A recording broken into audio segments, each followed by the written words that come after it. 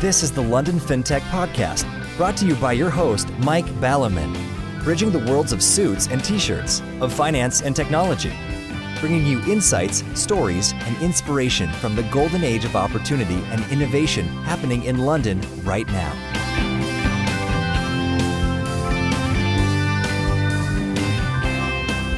Hi, this is Mike Ballerman, and this is London Fintech Podcast, episode 189, brought to you in association with Smart Pension and listedboard.com. And I'm delighted to be joined today by Bhavik Chauhan, VP of Business Development at OKR Financial, to talk about the huge involvement of the UK state in fintech these days and how to leverage that if you're a fintech. It's a super painful topic for me. However, as there are countless government schemes to provide finance, it may well be an important one for you and your fintech. After all, free money is free money, right? It's a super complex thicket, and our Canadian friends at OKR have quite some expertise in helping clients through the maze, as well as providing bridging loans against government funds, which once granted can take anything between a couple of days to 6 months to arrive. So, why am I lying on a bed of nails for this one? At a macro level, as I've touched on before in Realpolitik, I sketched out the past 4,000 years of business regulation and looked in more detail at the past 5 centuries of company governance. Unsurprisingly, no examples crop up of anarchy being good for business. Equally, if that is the Scylla, the Charybdis is excessive state centralist intervention, which unsurprisingly kills local initiative and innovation, as it is only at the coalface that the miners really understand the seams they are mining. At a micro level, the fintech sector grew up in the UK precisely because the UK was good for innovation, where innovators just got on and did things, and the state left well alone. The Cameron-Osbourne government provided some drum banging, but otherwise left well alone, as back then even their Blairited version of conservatism believed that the market knows best. Fast forward, and amidst our global governance crisis, parts of Australia, for example, literally having turned into police state, and that the UK voted against Corbynist state centralism, we got Corbynist state centralism on steroids, with now the largest UK tax burden since the Second World War, which takes some doing. Matters such as well over £100 billion on one vanity railway line and some £38 billion on track and trace, which even MPs said was a minimal value, let alone insane amounts of corruption. O tempora, o mores.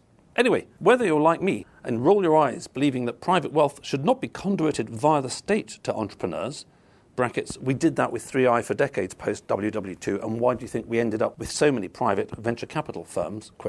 Or whether you're over the moon at state centralism. Either way, it doesn't matter, and we are all in need of someone to guide us through this labyrinth of schemes. British Business Bank, Asian co-investment schemes, C-bills, grants, tax credits, etc., etc.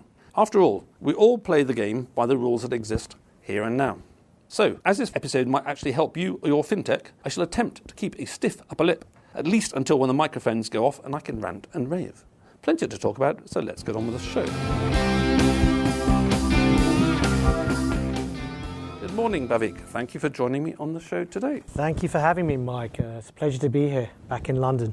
And indeed, and a very strange thing is going on, which the listeners may not be aware of, as this is audio, which is that here is here, in that for the past 18 months, here, for me, has been different for here for the guest, and people have been remote, and I sort of sat at home, whereas now I'm in, appropriately, 1 Canada Square, given that OKR is Canadian, and rather to my amazement, there were no masks required when I got here, and you didn't try and do weird things like sort of bump ankles or elbows or other parts of the anatomy which aren't really sort of suited, and shook hands, and it all feels relatively normal, actually, which is quite a surprise, although what doesn't feel normal is connecting all my wires in a different way from having done it for 18 months. I feel you do as well, because I've done several podcasts and Zoom meetings like the rest of the world, and it's weird being in person. This is my first interactive podcast as well, so it's strange, but it's normal at the same time. Yes, and we're all such creatures of habit, and that I found myself this morning thinking, oh no, it's a long way to go, it's not very efficient. And that's interesting, actually, because one of the problems with the modern world is, for the past sort of century or so, has been an over-preoccupation with efficiency. Yeah. Efficiency isn't what life's about. Sometimes it's quite helpful not to be inefficient and get stuff done and all that kind of thing. But if we're all just sort of sitting at home with sort of a drip coming into our left arm and an outlet coming from somewhere a bit sort of further in terms of sort of food and drink coming in, and just staring at sort of pixels all the time, that might be, for the sake of argument, super efficient, but it's not actually very human, and it's only the sort of the human bit that makes life real somehow. I agree with that. I mean, life I think if you go for 100% perfectionist and using time up, you're not actually enjoying life. I don't think so. I don't think you're having that human interactivity, making mistakes. That's how people learn, in my opinion. You've got to fail to learn, and if you're being efficient, you're not going to fail, and I don't think you're going to learn, and you're just going to be in this wheel that just keeps going round and round and round. Yes, and the one thing that I found, and many other companies have, which is that you can do processes perfectly fine at home on your computer, all that kind of stuff, but what is really missing is the serendipity, it's the chit-chat, it's the sort of the banter. You bump into folks, you have a little chat or something like that. It establishes much more of a connection. Yep. And in terms of efficiency, this may or may not be, quotes, useful in the future, unquotes, but it's the experience of the time. And also, it does allow for serendipity to occur. You know, on the way to the lift, you could say something and say, oh, I know somebody who can help you and connect you. And Yep. before you know it, stuff happens in the world that wouldn't happen with Zoom. When you go, nice talking, all right, see you. Well, I probably won't see you, but that's it. Yeah. You know, and you've got sort of 1 minute to go. So, yes, anyway, we all need to make more effort to be human while the new world order lets us off temporarily, hopefully for some longer time. So you mentioned the words back in London in roughly that order, as I recall. Yeah. So maybe you'd like to tell us about your career journey and what sort of boomeranged you back here today? Yeah, so born and raised in London, and I left London just over about 15 years ago, newly married, went to just check out North America, actually in particularly Canada, fell in love with Vancouver and decided to stay there. So I started working out there, and my career has really been with a major background in marketing and business development in the UK, with some large corporations, big organisations. I decided to sort of utilise my skills out there, and actually worked in industries I'd never even heard of. Logistics and trucking was my first job, and like brand new. It was great, and then moved on from there and got exposed to the world of government funding for about 6 years where I was a managing director, and it blew my mind that how much money the government of Canada gives to businesses to grow. And then the more and more I learned, it's around the world. Talking about the UK, Australia, name a country, they all have incentives, but most companies, especially young startups and young companies, they're not utilised and maximised. But the large corporations are utilising these funding, and they don't even need the money, but they get it. So that's what's brought me back here, is to try and seize that opportunity of trying to educate companies here in the UK about programs that can help them grow. And we'll talk about OKR a bit more later, but off the top of my head, OKR has something like $120, $150 million fund Yep. in Canada, and you guys are doing such a similar fund over here in terms of funding the entrepreneurs. Now, I promised to behave, so I will behave and not rant and rave. So looking at objectively, the point you're making there, which is certainly that over the past century, and definitely since the Second World War, there's been an exponential increase in the complexity of the world. Prior to 1914, the UK had no income tax. Yeah. The colonial office, which ran the whole empire minus India, had a staff of about 100, and now 100 people can't run the local council and get the verges cut. Fast forward, and regulation is astronomical. Accountancy is astronomical. A small story about the state that Gordon Brown, I think, tripled the length of the tax code. George Osbourne, as I mentioned him earlier, came in and said, I'm going to simplify it. And by the time he'd gone, he doubled it again. So in the period of about, 8 years, 6, 7, 8 years, the UK tax code had increased sixfold. Yep. And even a micro company like me, there's just me, I need accountants, and sometimes I even need lawyers. And I think one of the challenges, as you say, which is that if you're a big company, you've got your lawyers over there, you've got accountants, and they can sort all this crap out and they can plug you in.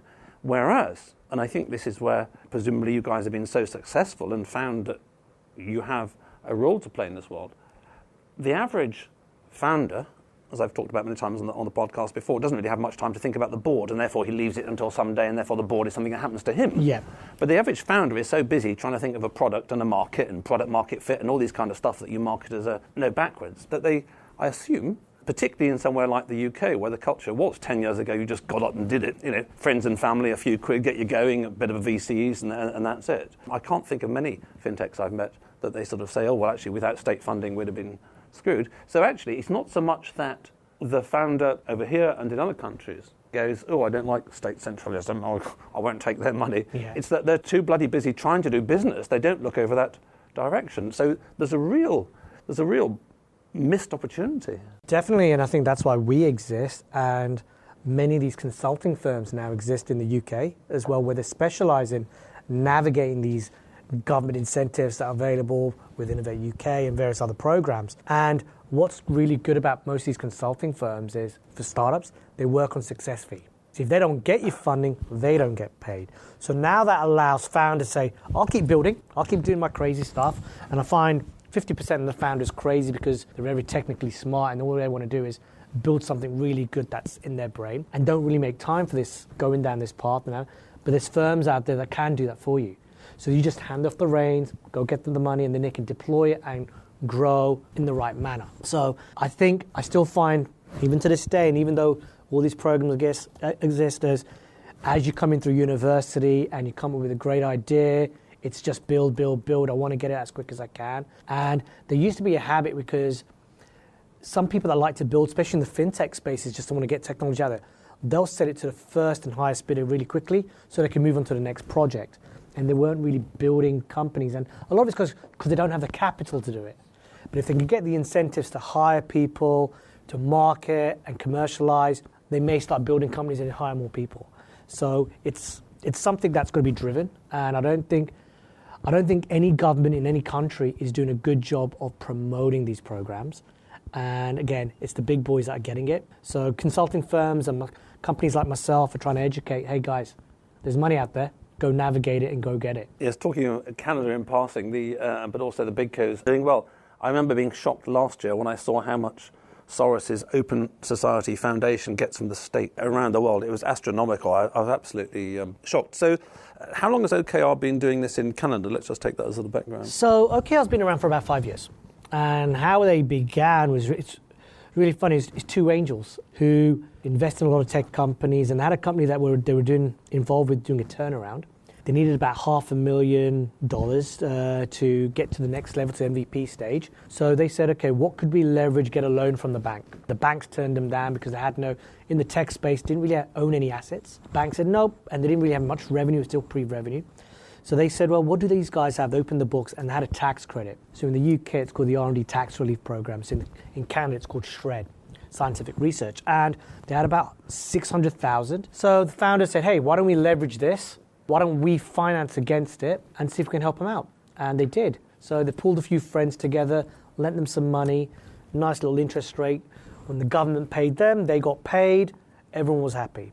So that's what happened just over 6 years ago. They ended up doing it 3 or 4 more times to companies they were involved in, helping them out, assisting them get money where the banks and the traditional financial institutions couldn't help them. Next thing you know, they launched a fund, started raising capital and started deploying it. And they've now done that to the degree of a 9-figure sum, so there's a lot of it about. Yeah, so I mean, they've got a variety of different funds. We've got 8 funds, so combined they're about just over $140 million Canadian, and it's private money. So we've got regular people putting their savings in, tax-free savings into these funds. We have a fund for that. We have retail investors going through brokers, and then we have institutional and high net worth individuals, which is pretty good. Right, well, we'll talk about the specific nature of the loans and stuff like that later on, having given a bit of a landscape. But before we dive into you giving us just a quick tour d'horizon of what's out there, I would have thought that if I was an entrepreneur starting a fintech, yes, it's very likely I'd be ignorant about all this stuff, A. And B, I might have the reservation that, well, maybe there's a fund there, but it'll be so slow and so long to get that really, actually, my market will have been conquered by the time it takes to get it. And I do have an anecdote about a chum of mine who is building a wolf sanctuary somewhere in Europe. And she applied for a bunch of EU grants and in the same way needed somebody in Brussels to help navigate the landscape, facilitate things and all this kind of stuff. And at the end of the day, quite some money popped out. But the whole process was something insane, like, I don't know, off the top of my head, it's like 18 months, 2 years or something. Yeah, it could be, yeah. From start to finish to get through the Euro thing, say, I'm doing a wolf sanctuary, and to actually connect that with the relevant pot of funds took ages. So just narrowing it down to the fintech world, people who don't know, well, actually, once they've listened to this show, they will know. And you'll tell them there's 2,000 schemes, and for some of them will go, oh, shit, maybe we should check it out. And if these guys or some other guys will actually sort it for us, then we're crazy not to do it. But the second parameter is, how long does it take? I mean, does it take 2 years? No, it varies. So, I mean, first way before you even start navigating is you've got to understand the grants landscape. There's a few key areas to it. It's like 90% of the programs that are out there are some sort of a dollar-to-dollar, pound-to-pound match. Sorry about Canadian coming out with the dollars there, but it's a pound-to-pound match.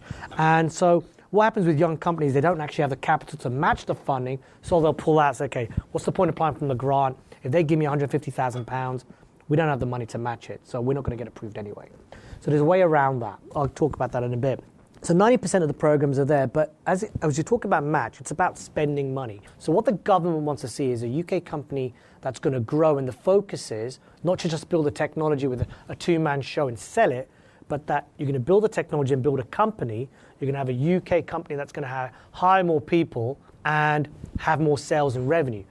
And it really comes down to the government wants to see more tax dollars going back into the system. It's a vicious circle, but you need to have that focus first of all. So how do you navigate that is you've got to think of having a mini business plan. Okay, where am I spending money to grow my business over the next 3 to 18 months? And I use the term 3 to 18 months because most programs will take anywhere from a month on the low end to about 20 weeks to get approval, most of the average programs.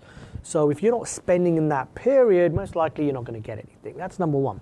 Once you've got that little mini business plan, you can work with a consulting firm or navigate yourself on funding portals that are out here. They can, if you do have the bandwidth, to say, okay, this is what we're doing, these are the activities, these are the programs. Once you get the list of programs, it could be 5, it could be 30, depending on your activities.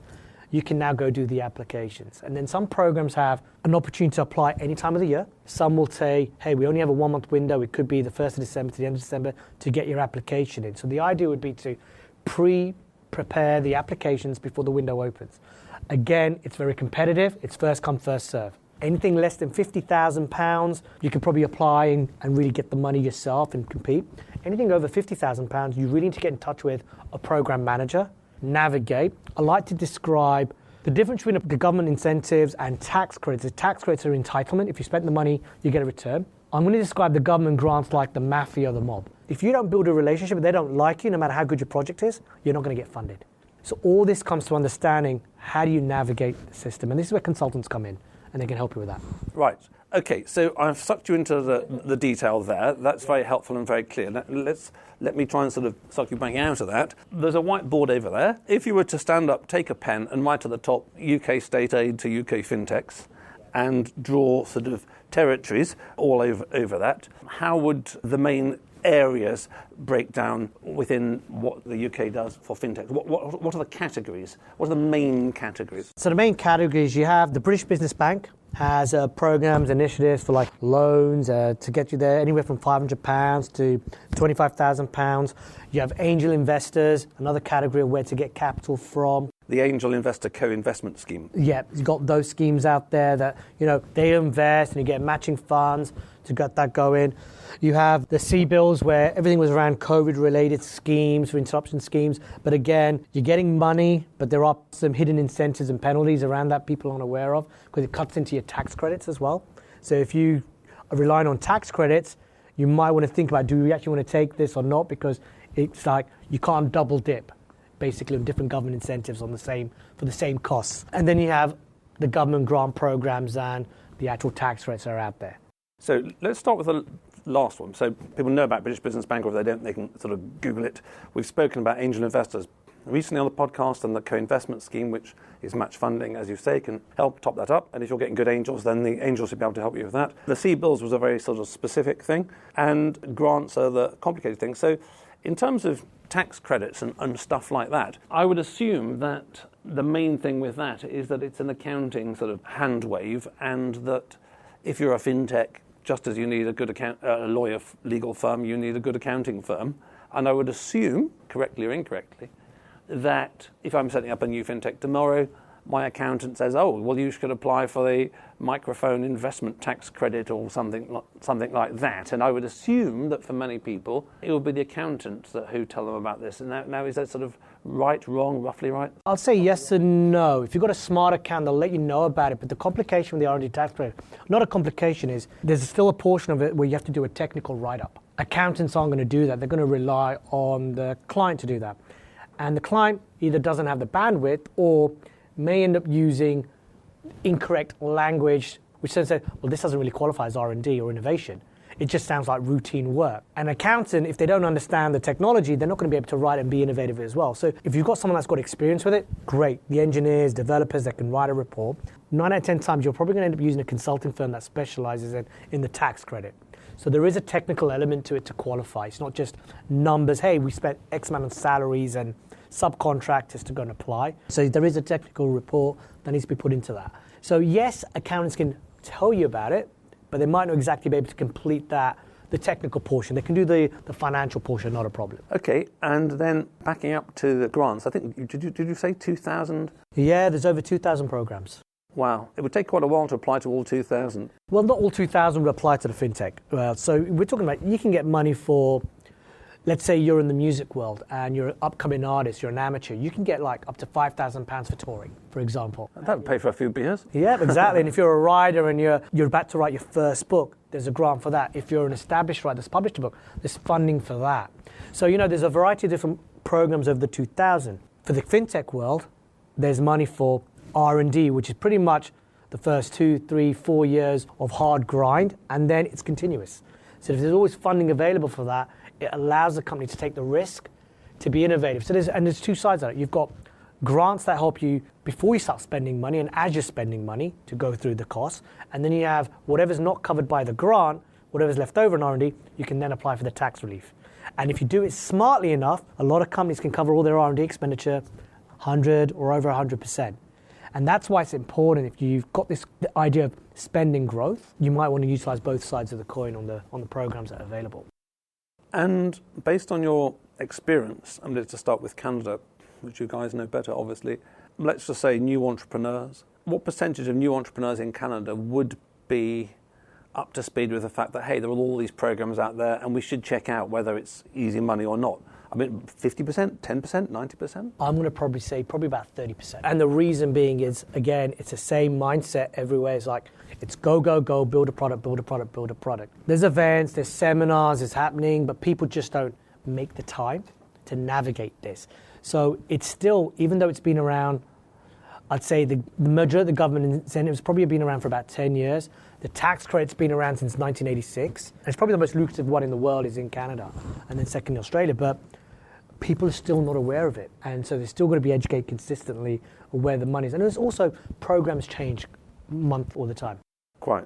And I think one of the reasons may well be that you mentioned Canada and Australia, so I don't know what's going wrong with the Commonwealth, but that's another whole series of podcasts and the mentality there. But certainly here, and I'm sure it's the case in Canada, I think isn't 80% or 90% of Canadians live within 10 miles of the US border or something insane like that? I don't know if the stat's that big, but yeah, if you're near a major city, you probably do. So like I'm from the West Coast, I'm 20 minutes from the border where I live. Yeah. But even if you weren't physically, even if you were 500 miles north in Canada, culturally, we're all turning American these days in sort of this globalist world, and the sort of young entrepreneurs over here have been very much influenced by some of these West Coast series on startups and all that kind of stuff, and Facebook and all the yada. And I assume that the average sort of series they watch on the box about how sexy and fun it is being a startup and all that doesn't talk about, oh yes, and now we're going to apply for government grants for 18 months, because it's not really Definitely such an American thing. No, it's not. The US and Canada is a completely different market, especially on the government funding side as well. The US is a lot harder to navigate on the government grant side. So tax credit in the US is not a cash return, where in the UK and Canada is. So it's more of an incentive to get money back. The US, it just applies to your payroll taxes. So if you're a young company, you're not going to apply for the R&D tax relief in the US, because it really does not make an impact on your business until your year 3, year 4, when you really do start hiring people. So being closer, what the US gives to Canada is easier capital to VC and angel capital versus government funding initiatives. So we find a lot of the US, people in the US coming up north versus companies going the other way for the government initiatives. And then once they're there, they'll go back. Yes, back in the day, the colonies in America did have some connection to England, and I think they've preserved old-fashioned English approaches of unstate centralism better than the UK has. So if you're in Canada, where this thing has been around for a while, the mentality has been around for a while, for the sake of argument, as you say, maybe about a third of new entrepreneurs know about it. I mean, once you've been around the block a few times, you kind of know what the funding landscape is in all its glory. In the UK, maybe an unfair question, but what would your guess be of what percentage of entrepreneurs have in their mind at the outset, I better check out government tax credits and grants? I'm going to say probably about 20 to 25%. It will obviously vary from industry. I mean, if say you're in the music business and everyone says, you can get sort of $5,000 of beer money, then that word will go around quite quickly. It'll go around quickly, but then they'll be like, where do I find it? That's the issue. How do I fill in the forms? It's like, how do you fill in the forms? How do I find the site? How do I find the portal? Navigating it has been the difficult part, and I found that in every country, and that's why these funding portals now exist. And actually, one of the most popular funding portals in the UK for government initiatives, it's actually a Canadian company from Montreal that set it up for the UK, which is really weird. But yeah, the word gets around, and then it does become competitive. But what that allows, which is a nice thing, if that budget gets used up, so let's say there's a £10 million initiative for hiring developers in the fintech world, and it could be a county grant versus a country grant, a national grant, and it's for Middlesex. If that £10 million gets used up straight away and they get rid of that money really quickly, they'll get a bigger budget next year, and those people will stay employed in that government job. If they're not able to get rid of that money, that program will switch, or they'll shut it down, and the criteria changes. So it's good that the programs are popular and they get out there. It's good for me in one way with what I do, but it's really good for the people that are chasing those programs. Right. In terms of the outlook, I think the outlook for this kind of stuff is relatively straightforward, and I don't think I'm sticking my neck out and making a forecast that state funding, state centralism will be around for some time until civilization collapses in a heap and people reboot it on a much simpler tax code and get rid of 99.9999% of the tax code and go back to keeping it simple. But in a world where this complexity keeps big corporatism in place, whether it's big agriculture, big pharma, big tech, a military industrial complex, or whatever, I don't see the sort of the powers that be who do pay for lobbying government being very busy saying let's simplify everything radically and make everything a level playing field. And we've seen the same thing in fintech as well, in that there were, off the top of my head, over 100 P2Ps in the UK, and then they became regulated for everyone's safety and protection, which of course is what the state's there for, and the number slashed dramatically.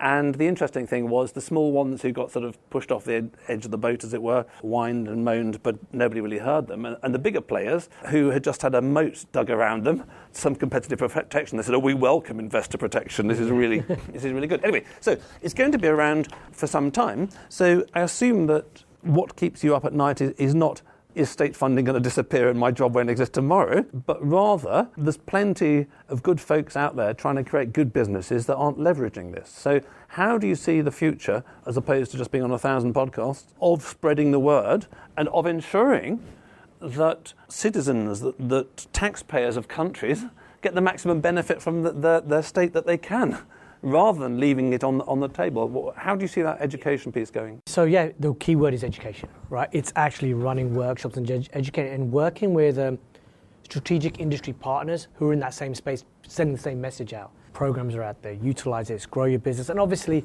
the programs aren't designed for every business, from running a corner shop to a fruit stand. It really is focused on, the government does have a mandate on key areas of focus for innovation. And that's where really the key is in to grow a business. I did mention, there's money for musicians and artists, but that's not really where much of the money is. The money's in certain key areas. So it's all educating and getting the word out there. And I think the word's already spreading. Like there's consulting firms that are popping up out of the woodwork saying, hey, we can help companies navigate this and get this. On the tax relief side, it's been going in the UK for about 20 years, if not longer. And they're evolving the programs. They're coming out with new ones for gaming tax relief. So if you're in the gaming industry, the film tax credit's getting a little bit better. So they're trying to encourage companies to come here and make more movies or do more gaming because of these incentives. So I think the word is spreading. What I'm doing personally is I'm running workshops and going around to I'm partnering up with Level 39 like I am today, running a workshop here tomorrow just to educate companies, hey, there's this out there, are you guys leveraging it? If not, this is how you do it. And I think more of that's going to happen. And I think the local city that have programs and money are trying to work with us now as well to say, hey, could you let everyone know that we've got money for them? So, for example, in Peterborough has a CPCA program. We're working with them on an initiative to help companies set up shop there. They're providing funding for that. Wow, very complicated. Good. Okay, well, let's go into OKR to wrap up. Before we wrap up the show, I'd like to thank all the listeners out there. I hope that it's been useful to many of you to understand the landscape and the possibility and potentiality, and my philosophical perspective to one side, why leave free money on the table, is an obvious question. I'd also like to thank my brand partners for the podcast. Smart is transforming pensions and retirement worldwide. Their leading-edge retirement tech platform propelled them to success in the UK. Now they're operating on 4 continents and working with partners like Zurich and JP Morgan. Find out more at www.smart.co. Theenlistedboard.com, your guide to entrepreneurial governance and how you can start making your board an engine of growth today. Okay, Bhavik, so we've mentioned OKR once or twice, and you've mentioned sort of the macro that there were these funds out there, and there's going to be a fund in the UK, and you mentioned that there's 2,000 grants, and Peterborough's got a grant, and there's tax credits, and nardy. Maybe for people like me who haven't had their coffee yet, and therefore are having problems sticking all these Lego pieces together in the mind, you can just complete how all these bits stick together to make a sort of a coherent whole, and then some shout-outs about how OKR can get even bigger and better in the future if any of the listeners happen to have what they're after. So I think the biggest thing I want to fill in the topic is it's non-dilutive funding. So any money that you're receiving, whether it's as a loan or a grant or a tax credit, you're not giving away equity or control of your company. And what I've found, and this is on an international level, is a lot of young companies are trying to raise capital too quick. And by the time they really need to raise capital, they've lost control of their companies. And I normally say if you're pre-revenue and you're raising equity, you're probably going to end up giving away 40 to 50% of your company really quickly. And then if you get to the MVP stage, maybe 30 to 40%. But if you're at commercialization stage, it'll be between 5 and 20%, and you retain control. So that's one of the big things about OKRs. We're educating companies, say, hey, we've got a solution for you to that. What's our solution? So we provide bridge loans. So with a lot of the tax credit programs, it can take anywhere from 28 days to 6 months to get your money from the HMRC. Average is about 3 months. So we bridge that gap by taking that as security. A lot of young companies don't have assets, so we just take the program as security without them giving away personal guarantees or equity, and leverage that. They get the money from the government, we get paid. Really simple process. Government grants has 2 layers to it. I mentioned 90% of the programs have sort of a pound-to-pound match to sort of qualify. Companies don't have that. What I do is I can provide them an LOI to say we would provide the cash contribution for no cost. We do this as a free service, so they can actually qualify for the grant. Once the grant gets approved, you don't actually get the money up front from the government. How it works is you go spend, you submit a report, and then they reimburse you whatever the approval was, whether it's 50%, 70%. So again, a lot of companies are like, well, we've done our cash, how can we utilize this program? We would then take the program as security and finance that. And that doesn't fall foul of the government checking that it was match funding rather than sleight of hand, does it? No, so the government encourages it. So I'm going to say probably about 95% of the programs will let you do that. And they have rules. Every program has its rules. You've got a few programs say you're not allowed to leverage this for any funding. We can't do anything about those ones. We're lucky it's only about 5% at the moment of those programs. But majority of the programs will let you leverage those programs because they know you need money to utilize it to actually get the funding back. And they want you to grow. So this allows now a lot of the young companies now to chase the programs they thought they couldn't get before, especially the big money. Because they thought, well, we haven't got matching funds, we haven't got the cash, now they can leverage it. And you're still going to be raising capital and doing what you do with friends and families and investors, but it's never a quick process. I'm going to say most of the times when you go to pitch and you're raising capital, you get a lot of looky-loos, where they'll keep asking the same questions for 9 months and still won't write you a check. And if you hang on to that and you're not trying to utilize the other non-dilute, you're going to get stuck. And by the time you really get there, someone else has built it and taken over the market. So to keep you in the race, you've got to sort of do everything parallel, but non-dilutive is really the way to go. And then what we've been finding more and more, especially in the recent, as we've been doing funding government initiatives, we sort of evolved about 2 years ago where we're actually financing traditional asset lending as well. But instead of the property and the equipment which we do, like a traditional bank, we found something very unique where the banks, the British Bank doing their loans and other institutions, they won't help a lot of companies that don't have revenue for the earliest part of the business for 2 years or less. When you get there, we'll finance you. When you get there, we'll give you a loan or a line of credit. So what we're doing is if they land a contract, whether a private company or a government contract, we will actually finance the contract. So we'll give them the cash to go and do what they need to do to meet that agreement, whether it's in the service industry or whether it's in the manufacturing industry. So in the fintech space, it's getting more and more popular because in the early stages, they land big contracts, develop a platform for a client, but then like, well, we need about 30 developers to really get this done in 6 months. We don't have the money for it, but these guys are willing to pay us for it. Why don't you sign a contract on the deliverable? And so we're doing that. So now it allows a lot of young companies to have the confidence to say, I'm going to go chase a contract now, because I know if I land a contract, I can talk to OKR and they can help us out with cash to get that going. And again, it's all non-dilutive. You're not giving away equity, right? And so what does OKR need to be even bigger and better than it is today? What shout-outs? The biggest shout-out is reach out if you want to understand how to leverage government programs. I can connect you to the specialists in the UK. I probably work with about 20 different firms right now in the UK that's all they do is tax credits or government grants, which is really good. And then if it's like, yeah, we're already getting the grants, but we haven't been able to leverage them, or we've turned them down especially because we didn't have the money, reach out. Our goal is we've actually committed to deploying about £25 million into the UK tech ecosystem.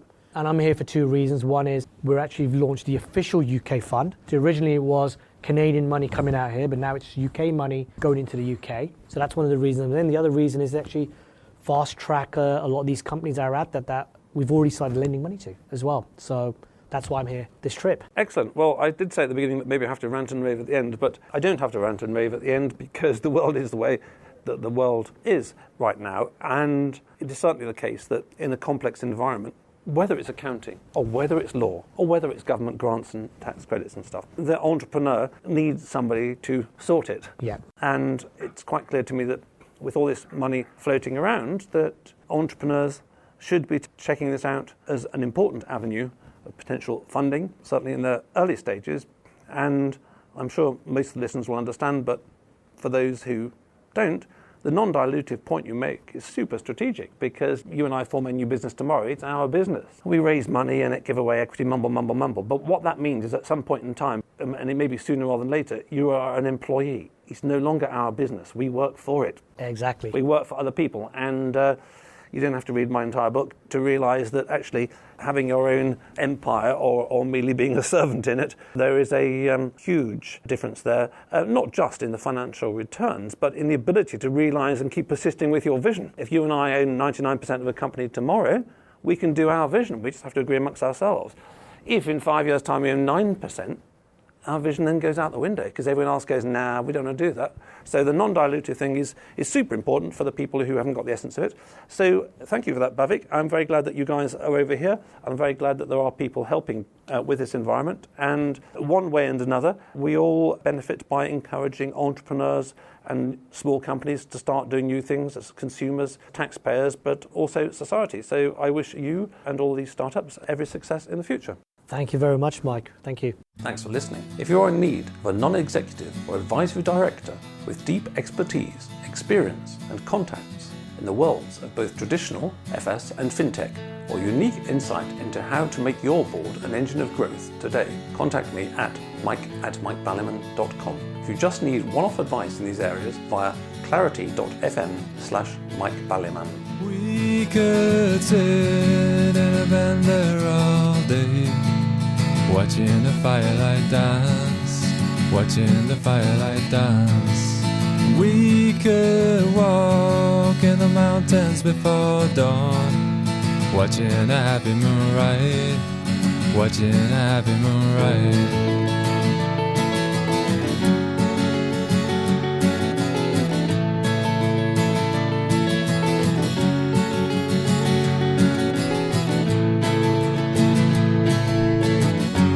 Come away from the city, but with the tarmac so dead and the people so sad. Come away from the city, but with the faces so grey, with the pain of the everyday.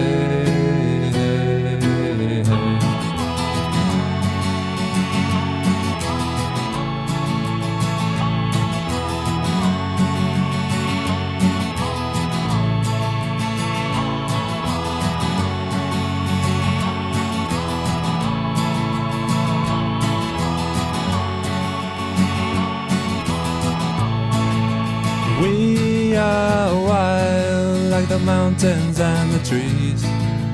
Can you see what I mean? Can you see what I mean? We fit in between the earth and the sky. Kiss the city goodbye, wave the city goodbye.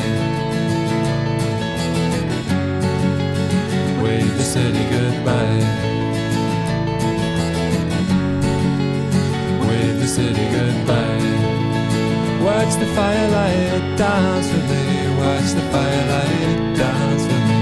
Watch the firelight dance with me. Watch the firelight dance with me. Watch the firelight dance with me. Watch the firelight dance with me. Watch the firelight dance with me. Watch the firelight dance.